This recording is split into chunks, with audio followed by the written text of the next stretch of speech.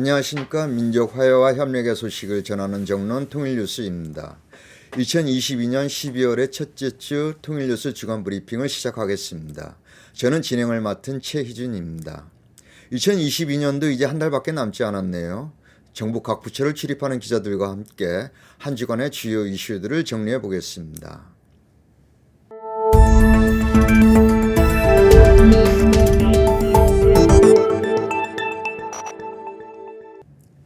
대통령실 출입하는 이광규 기자 나와 있습니다. 어서 오십시오. 날이 많이 추워졌죠? 네. 오늘은 어떤 얘기를 들고 오셨습니까? 지난달 29일에 윤석열 대통령이 로이터 통신과 인터뷰한 기사가 공개가 됐습니다. 내신과 담을 쌓고 출근길 회견도 끊더니 외신과는 소통에 나선 셈인데요. 어찌됐든 이 기사를 고리로 해서 현재 대통령실이 추진하는 몇 가지 일들을 얘기해 보겠습니다. 특히 대외 홍보에 초점을 맞추겠습니다. 먼저 그러면 로이터 통신 인터뷰부터 살펴보죠. 인터뷰 자체는 지난달 28일 용산 대통령 집무실에서 진행됐고요. 그 다음 날 기사로 공개가 됐습니다. 우선 주요 내용을 보면은 중국이 북한의 영향력을 행사해달라. 그렇지 않으면은 미국의 군사적 자산들이 지역 내로 유입될 것이다. 북한이 7차 핵실험을 하면 전례 없는 대응을 할 것이다. 이런 내용들을 밝혔는데요. 새로운 내용은 아닙니다. 현 정부의 입장을 되풀이한 것이죠. 네, 그 인터뷰에서 눈여겨봐야 할 내용이 있었습니까? 있습니다. 일본과 관련된 대목인데요. 로이터 통신 기사에 따르면 2차 대전 이후 최대 규모 군사력 증강의 일환으로 일본은 보다 긴 거리의 미사일을 포함한 새로운 무기를 조달하고 사이버 방위 예산을 늘리며 주일 미군과 더 긴밀히 협력할 연합 공군, 해군, 육군 사령부를 창설할 것으로 예상된다고 전한 뒤에 이에 대해서 묻자 윤 대통령이 북한 미사일이 그들의 영토를 넘어가는데 일본 정부도 가만히 있을 수는 없을 것이라고 빌리브란 표현을 썼는데요. 믿는다 이렇게 말했다고 전했습니다. 대한민국 대통령이 일본의 군비 증강을 이해한다는 말인가요? 정말 상상할 수 없는 발언인데요. 파장이 커지니까 대통령실이 발언 원문을 공개했는데요. 11월 29일 날입니다. 일본 열도 머리 위로 미사일이 날아가는데 국방비를 증액 안 하고 그냥 방치할 수는 없지 않았을까. 그리고 가로 열고 추측합니다. 가로 닫고 이렇게 돼 있습니다. 거기 북한이 빠졌고 그 다음 일본 정부도 빠졌고 빌리브 믿는다라고 돼 있는 표현을 가로 열고 추측합니다. 가로 닫고 이런 식으로 처리를 했습니다. 그게 해명이 되나요? 해명이 안 되죠. 그래서인지 외교부도 나섰습니다. 지난달 30일인데요. 최근 북한의 전례 없는 빈도의 중장거리 탄도미사일 발사 및 제7차 핵실험 우려 등으로 인한 일본의 안보 불안을 언급하신 것으로 이해한다. 이런 식으로 밝혔습니다. 왜 대한민국 대통령이 일본의 안보 불안을 이해해야 하는 거죠? 그러게 말입니다. 게다가 이 문제는 일본 내에서도 첨예하게 논쟁 중인 사안입니다. 기시다 내각은 연말까지 국가안보 전략, 방위계획 대강, 우리나라에는 국가방위전략에 해당합니다. 그리고 방위력 정비 계획, 이것이 보통 5년 단위였는데 10년으로 늘린다고 그럽니다. 이 세 가지를 개정할 방침인데 2023년부터 5년간 반경 능력과 전투 계속 능력 이런 것에 초점을 두고요. 2028년부터 5년간은 무인기를 비롯한 첨단 무기에 역점을 두는 계획이라고 합니다. 그래서 일본 의회와 시민사회 논쟁 과정에서 주변국의 우려가 주요 쟁점으로 등장했는데요. 그런데 바로 주변국 대통령이 공개적으로 이해한다고 했으니까 기시다 내각에게는 큰 장애물 하나가 없어진 셈입니다. 윤석열 대통령은 왜 이렇게까지 하는 걸까요? 저도 이해가 잘 안 가는데요. 실마리를 찾다 보니까 지난달 26일 윤덕민 주일대사의 교도통신 인터뷰가 있었습니다. 이 인터뷰에서 윤 대사는 국제 정세가 급격히 변하고 있는 점을 고려하면 윤 대통령이 연내 일본을 방문할 가능성도 배제할 수 없다면서요. 셔틀 외교가 생각한 것보다 이른 시일 내에 재개될 수 있을 것으로 기대하고 있다. 이렇게 말했습니다. 윤 대통령이 연내에 한 달밖에 남지 않았습니다만은 일본을 가고 싶어 한다. 그래서 선물을 줬다. 이런 건가요? 그렇게 보입니다. 기시다 총리의 외교 일정도 그런 관측을 뒷받침하는데요. 기시다 총리는 내년 1월 초에 미국 방문을 추진 중이라고 합니다. 그러니까 연내에 방위 대강 등 개정을 마무리해야 바이든 미국 대통령 앞에 가서 면이 서는 거죠. 네. 그렇게까지 했으니까 윤 대통령의 연내 방일 가능성도 커졌다 이렇게 봐야 되는 건가요? 그렇게는 보이는데 아직은 불확실합니다. 공식적으로 지난달 27일 윤 대사의 인터뷰 직후인데요. 그 관련 질문을 받은 대통령실 관계자는 일본 방문과 관련해서는 아직 들은 바 없다 이렇게 선을 그었습니다. 가능성은 다양하게 존재하는 것인데 제가 구체적으로 드릴 말씀이 없기 때문이라며 현재 상황은 그렇다 이런 식으로 얘기를 했습니다. 현재 상황은 그렇다. 그럼 바뀔 수 있다는 거네요? 네, 맞습니다. 윤 대통령의 로이터 통신 인터뷰가 윤덕민 대사의 인터뷰로부터 사흘 뒤, 그리고 아까 말한 대통령실 관계자의 해명으로부터 이틀 뒤에 공개가 됐으니까요. 이거 역시 상황 변화의 요인이 될 수도 있고요. 역시 최대 현안은 강제징용 문제인데 이런저런 해법들이 거론되고는 있지만 핵심은 피해자의 동의입니다. 양금덕 할머니 등은 한국 정부가 아니라 일본 기업이 사과 배상을 하라는 매우 분명한 입장을 밝혀왔습니다. 예. 그 지난달 29일 대법원 앞에서 있었던 미쓰비시 강제동원 대법원 판결 4년 기자회견에서도 같은 입장을 밝히셨죠? 예. 대법원은 좌고우면하지 말고 강제동원 피해자들의 특별 현금화 명령에 대한 재항고심 결정을 신속하게 결정해야 된다. 이렇게 촉구했습니다. 근데 지켜본 분들 얘기로는 발언 톤이 예전보다는 좀 부드러웠다. 이런 평가도 나옵니다. 네. 그리고 또한 외교부에서 이 문제를 담당하는 아태국장이 바뀌었는데요. 서민정국장이라고 합니다. 이 사람이 최근에 일본을 다녀왔고 오는 7일에는 광주로 내려가서 양금덕 할머니 등을 만날 예정이라고 합니다. 그 전에 서울에서 다른 피해자들도 만날 것으로 알려졌습니다. 이 당국자들의 행보가 빨라지고 있는데 그럴 만한 이유가 있겠죠? 예, 그렇게 보입니다. 그런데 피해자들의 요구는 사과와 배상 이렇게 두 가지인데요. 둘 다 접점을 찾아가는 것처럼 보입니다. 새로운 해법이 나온 건가요? 아주 신선한 해법은 아니고요. 사과 문제는 일본 기업들이 아닌 일본 정부가 대신하는 방안이 거론되고 있고요. 양 할머니 등도 사과 주체로 일본 기업을 고집하지는 않고 있습니다. 배상 문제는 한국의 일제 강제동원 피해자 지원 재단이 대신 지급하고 일본 기업으로부터 기부금을 받는 방안으로 좁혀지는 듯합니다. 네. 유쾌한 소식은 아닙니다만 올해가 가기 전에 도쿄에서 기시다 총리와 악수하는 윤 대통령을 볼 수도 있겠습니다. 근데 대통령이 외국을 방문하면 기자들이 동행을 하죠. 근데 MBC 기자들에 대해 전용기 탑승 배제 조치를 유지할 건지, 청사 1층에 설치한 가벽과 중단된 약식 회견은 어떻게 할 건지 궁금하네요. 저도 궁금합니다. 이번에 해외 순방을 또 가게 되면 기자들을 전용기에 태우고 가야 되는데 그 경우 MBC 기자를 저번처럼 또 배제할 건지 뭐 이런 것들에 쟁점이 되게 많은데요. 근데 어쨌든 요즘 1층 기자실에는 페인트 냄새가 가득합니다.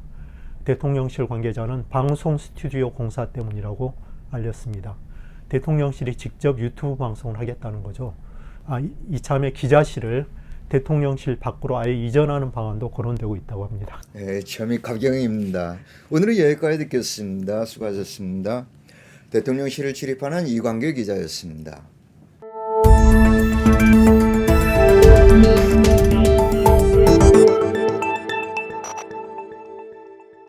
통일부 출입하는 이승현 기자 나와 있습니다. 어서 오십시오. 네. 권영세 장관이 이번 주 화요일 11월 29일이었죠. 판문점을 방문했습니다. 그곳에서 약식 기자회견을 갖고 북측에 대화를 제의했다고요. 예, 권영세 통일부 장관이 11월 29일 오후에 판문점을 방문했습니다. 이 동행한 통일부 풀당 기자들하고 약식 기자회견을 갖고 북측에 대화 제의를 했는데요. 이 남북 간 모든 현안은 결국 대화를 통해 단계적으로 풀어갈 수밖에 없다. 이러면서 남과 북의 책임 있는 당국이 만나서 현 상황을 타개하고 남북 관계를 발전시켜 나갈 수 있도록 용기 있는 결단을 내려주었으면 한다. 이 북측에 제안한 거죠. 이 장관 취임 이후에 처음 판문점을 방문해서 이런 메시지를 낸 것은 공식 대화 제의라고 봐야 할 것 같습니다. 예. 그런데 통일부 장관이 북측에 대화를 제의하면서 이러한 방식으로밖에 할 수 없는 건가요?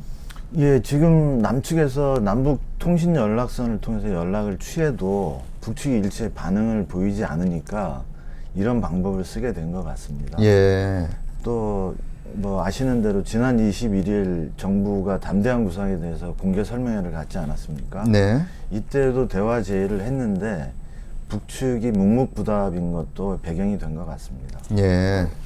권영세 장관의 발언에서 주목할 만한 내용은 어떤 게 있었습니까? 예, 뭐 특별한 내용이 있다기보다는요, 메시지를 발신하는 방식에서 이 다소의 공식성과 진지함이 묻어났다고 생각합니다. 예. 내용은 뭐 담대한 구상을 반복해서 설명한 거고요. 이 판문점은 아시는 대로 남북회담의 상징적 장소인데 통일부 장관이 어쨌든 판문점까지 와서 대화 제의를 한 거는 최소한 성의 있는 상황 관리라는 점은 평가해야 될 것 같습니다. 물론 뭐 그 담대한 구상을 비롯해서 이 정부의 대북 정책이 북한의 비핵화를 전제로 상응 조치를 제시하는 것이어서 그 민간으로부터는 무모한 말장난이라는 혹평을 들을 만큼 비현실적이라는 문제를 안고 있긴 합니다. 예.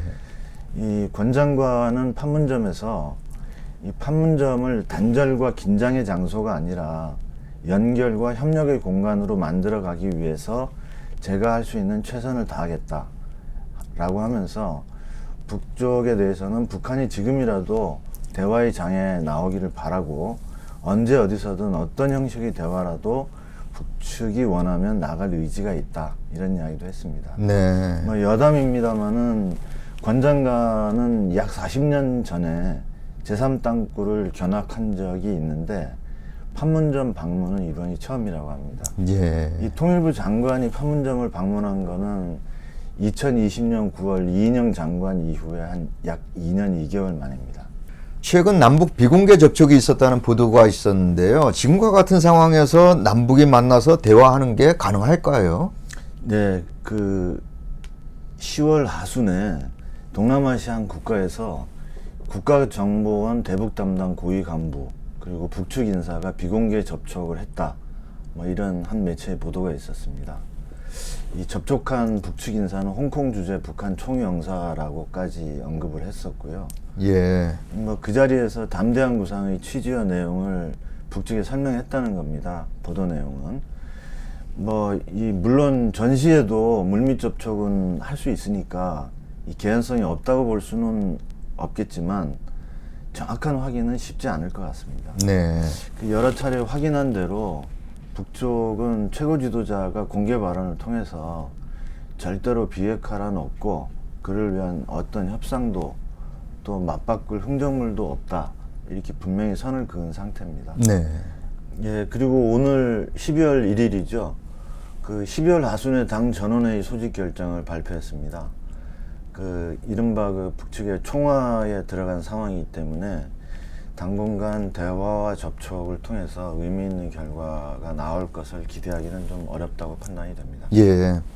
통일부 소식은 여기까지 들어보겠습니다. 수고하셨습니다. 통일부 시립하는 이승현 기자였습니다.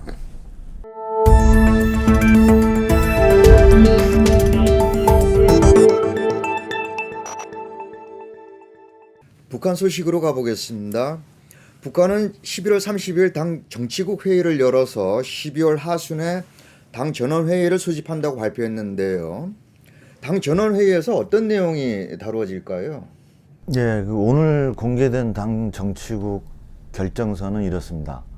그 정치국은 2022년도 당 및 국가정책들의 집행 정형을 총화하고 2023년도 사업계획 그리고 현 시기 당과 혁명 발전에서 나서는 일련의 중요 문제들을 토의 결정하기 위하여 12월 하순 당 중앙위원회 제8기 제6차 전원회의를 소집할 것을 결정한다. 이 당 전원회의에서 세 가지입니다. 2002년도 정책 집행 정형 총화, 그리고 2023년도 사업계획 토의, 그리고 그 밖에 현식이 중요한 일련의 문제를 결정한다는 거죠. 이 조용원 당 조직비서가 전원회의 상정 안건에 대해서도 제기를 했는데 구체적으로 언급하지는 않았습니다. 이 자리에서 그 김정은 총비서는 정치국 회의에서요, 2023년을 세 가지로 성격 규정을 했습니다. 이 공화국 창건 75돌이 된다는 것, 1948년 9월 9일이죠. 그 조국 해방 전쟁 승리 70돌, 우리가 정전협정일로 그 보는데 1953년 7월 27일입니다. 다 내년에 그 들어있는 기념일이 되겠습니다. 이런 역사적인 해인 동시에 또 북에서 중점적으로 추진하고 있는 국가경제발전 계획 5개년 계획에 3년 차에 접어든 해가 됩니다. 그래서 5개년 계획 완수를 위한 결정적 담보를 구축해야 되는 중요한 해다라고 이렇게 성격을 규정했는데요. 뭐 이런 것으로 보아서 최대한 국방력 위력을 과시하고 경제발전의 토대나 성과를 도출하는 과제가 중요하게 대두될 것으로 보입니다. 12월 하순에 당 전원회의가 개최되고 결정서가 채택이 되면 그 결정서가 내년도 김 위원장의 신년사를 가름할 것이다라고 예측을 하기도 하는데요. 어떻습니까? 예, 뭐 아시는 대로 북한 최고 지도자의 신년사는 매년 북한의 한 해 지향을 전면적으로 밝히는 문서였기 때문에 다들 주목해 왔습니다. 이 김 위원장은 2019년까지는 직접 신년사를 낭독했는데 2020년부터는 당 대회 또는 뭐 당 전원회의 결정서 등으로 가름했기 때문에 그런 예측이 나오는 것 같습니다. 그 뭐 김정은 위원장이 당 조직과 회의 체계를 정상화하는데 그동안 공을 많이 들였던 만큼 최고 지도자가 별도의 신년사를 발표하지 않더라도 그 공식 결정인 당 중앙위원회 전원회의 결정으로 충분하다는 판단을 할 수는 있을 것 같습니다. 그 2021년이죠. 1월에 8차 당대회에서 개정된 조선노동당 당 규약에 따르면 당 중앙위원회 전원회의는 그 5년마다 개최되는 당 대회와 당 대회 사이에 당의 모든 사업을 조직 지도하는데 1년에 한 차례 이상 소집되는 것으로 되어 있습니다. 이번에 열릴 전원회의는 6차가 됩니다. 북한은 지난 11월 18일 ICBM 대륙간 탄도 미사일을 시험 발사했는데요. 김 위원장의 어린 딸이 ICBM 발사장에 그리고 또 기념 촬영장에 나오니까 후계자가 아니냐 이런 말도 나오는데 그건 어떻게 봐야 됩니까? 예, 많이들 관심을 가지고 있는 것 같은데 그 가십성 이상의 분석은 나오고 있지는 않은 것 같습니다. 우선 북에서는 두 차례 보도가 있었습니다. 그 11월 19일자 노동신문, 여기서는 사랑하는 자제분이라고 표현을 했고요. 11월 27일자에는 존귀하신 자제분, 그리고 제일로 사랑하시는 자제분, 이런 특별한 표현을 썼다.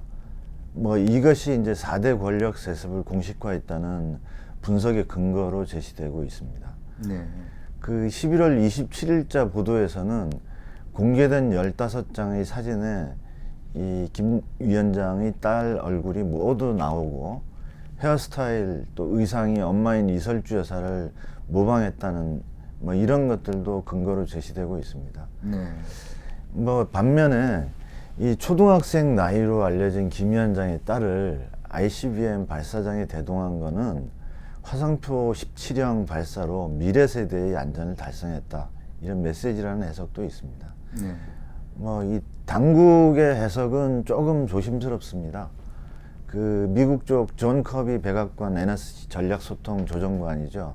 이 관련 질문을 받고 김 위원장의 육아법에 대해서 말할 수 없고 말할 것도 없다, 뭐 이렇게 말했습니다. 그리고 통일부는 이 사안에 대해서 관심은 갖고 지켜보고 있는데 추가로 언급할 내용은 없다, 이렇게 조심하고 있는 상황입니다. 오늘 여기까지 듣겠습니다. 북한 소식 통일부를 진입하는 이승현 기자였습니다.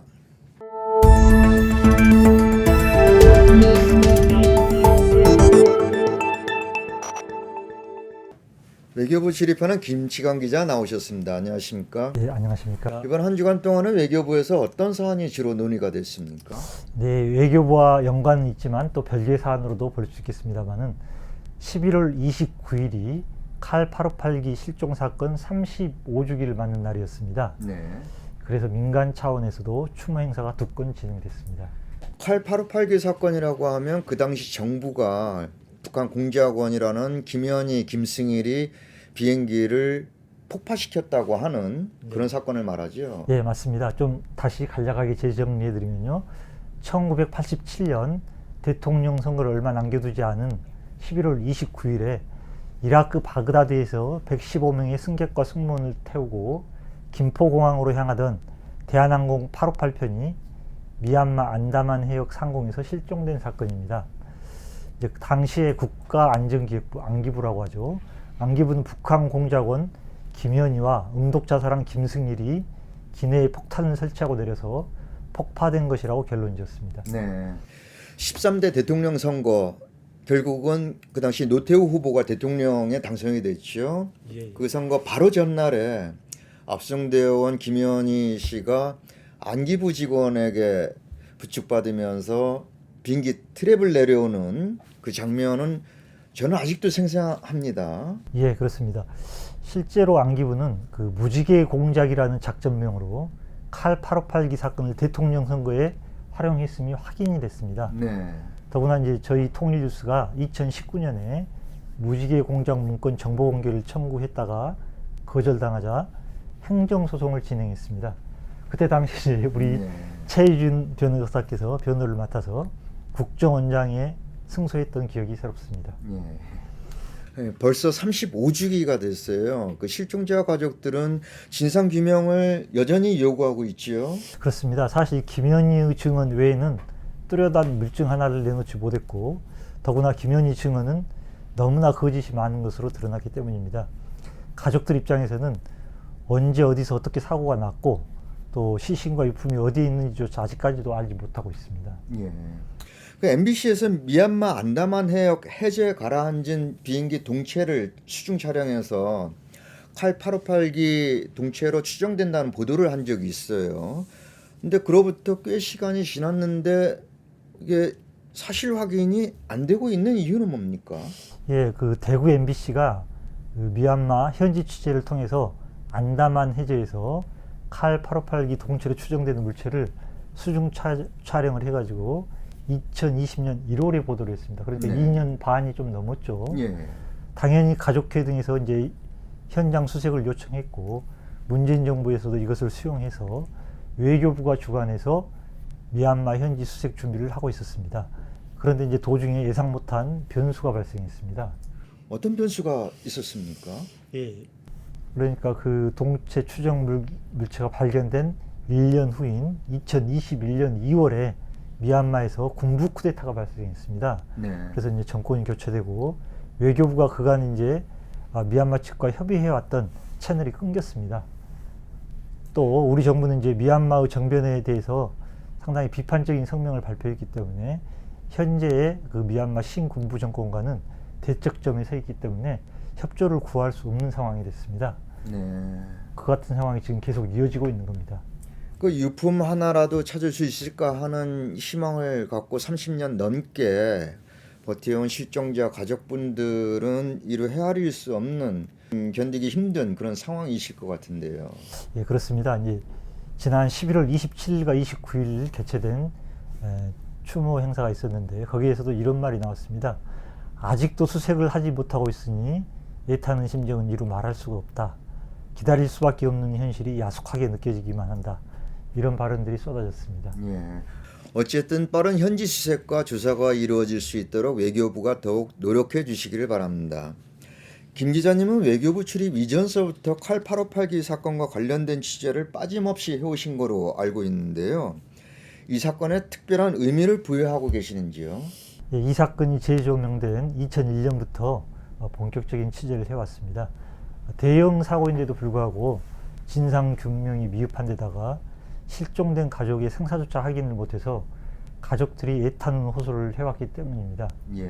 그리고 또 다른 이유는 이 사건이 북한 공작원 김현희에 의한 폭탄 테러 사건으로 규정이 됐지만 국제 무대인 안보리에서는 규탄 성명조차 채택되지 못했습니다. 예. 그런데 미국이 이 사건에 대한 독자 제재로 북한을 테러 지원국으로 지정해서 오늘까지 북미 관계에 영향을 미치고 있기 때문입니다. 북한이 테러 지원국으로 지정된 계기가 칼 858기 사건이었군요. 예. 그런데 그 도중에 미국은 또 테러 지원국 지정해서 해제하기도 했어요. 예, 그렇습니다. 칼 858기 사건 다음 해인 1988년에 북한을 테러 지원국으로 지정해서 쭉 재지정해 왔습니다. 그러다가 이제 2005년 육자회담에서 9.19 공동선언이 채택되고 북한의 비핵화와 북미 관계 정상화 등이 추진되면서 2008년 10월에 테러 지원국 명단에서 삭제했습니다. 예. 그런데 또 북미 관계가 악화되자 2017년 11월 다시 재지정해서 지금까지 이어져 오고 있습니다. 결국은 미국이 마음대로 테러 지원국으로 지정했다가 해제했다가 또 재지정하고 그러는군요. 그렇게 확인이 됐습니다. 한마디로 미국과 적대 관계에 있는 나라들은 테러 지원국으로 묶어두고 협상이 진행되거나 관계가 가까워지면 또 풀어주고 이런 식입니다. 예. 한 가지만 좀 더 짚고 넘어가고 싶은 게 있습니다. 예, 네, 말씀하시죠. 예. 1987년 발생한 칼 858기 사건과 유사한 또 다른 사례가 있습니다. 어떤 거였죠? 그것도 비행기 사건이었나요? 비행기 사건은 아니고요. 우리 서해 병령도 인근에서 2010년 3월 26일 날 발생한 천안함 사건입니다. 그 칼 858기 사건과 천안함 사건은 시간적으로도 간격이 있고 발생 지점도 다른데 어떤 점에서 비슷하다고 보시는 거죠? 예, 김현희의 증언 외에는 물증을 내놓지 못한 칼 858기 사건이 유엔 안보리에서 규탄 성명을 내지 못한 채 미국이 독자 제재로 테러 지원국으로 지정했지 않습니까? 네. 그래서 북미 관계를 악화시키는 쐐기못이 됐다면 천안함 사건은 일본 의뢰 외에는 어떤 물증도 내지 못했습니다. 그래서 네. 역시 유엔 안보리에서 규탄 성명을 내지 못했는데 네. 이번에는 한국이 독자 제재로 오이사 조치를 취해서 남북 교육 등을 중단시키는 대못을 쳤습니다. 네. 국제사회가 인정할 만한 객관적 물증을 내놓지 못한 채 미국과 한국이 독자 제재를 취해서 북미 관계와 남북 관계의 걸림돌로 작용하고 있다는 점에서 칼 858기 사건과 천안함 사건은 반드시 진상이 제대로 규명돼야 할 중요한 사건이라고 봅니다. 예. 예, 오늘은 여기까지 듣겠습니다. 수고하셨습니다. 외교부를 출입하는 김치광 기자였습니다. 제가 학생이던 시절, 지금은 작고하셨습니다만 민사법의 대가이신 김주수 교수께서 수업 중에 이런 말씀을 하셨습니다. 법률가의 역할은 법률을 만드는 것이 아니라 법률을 없애는 것이다. 더 좋은 사회를 만들어 나가는 데 있어 법률이 결코 만능이 아니라는 것. 그리고 법률보다는 도덕과 윤리가 더 큰 힘을 갖는 사회가 바람직하고 법률가는 그러한 사회가 될 수 있도록 노력해야 한다는 말씀이었지요. 우리들은 지금 하나의 법률을 폐지하기 위해 오랫동안 노력을 해왔고 지금은 그 폐지의 시작점이 될 수 있는 하나의 법조문에 대한 헌법재판소 결정을 기다리고 있습니다. 국가보안법 제7조 이적표물에 관한 법조문이죠. 국가보안법이 제정 시행된 때가 1948년 12월 1일이니 올해로 74년째 살아있는 법률입니다. 사상과 양심을 제한하는 이 법률이 있는 한 이 땅에서 세계적인 사상가나 철학자가 나타나기는 어렵다고 하지요. 이 법률에 의해 이 땅의 모든 개인들이 사상과 양심을 제한받고 있음에도 불구하고 이를 자각하지 못하고 있다면 그것이 더 심각한 문제일 테고요. 이적표물에 관한 국가보안법 조문의 헌법재판소 위원 결정을 고대하면서 오늘 주간 브리핑은 여기서 모두 마치겠습니다. 시청해 주셔서 대단히 감사합니다. 다음 시간에 다시 뵙겠습니다.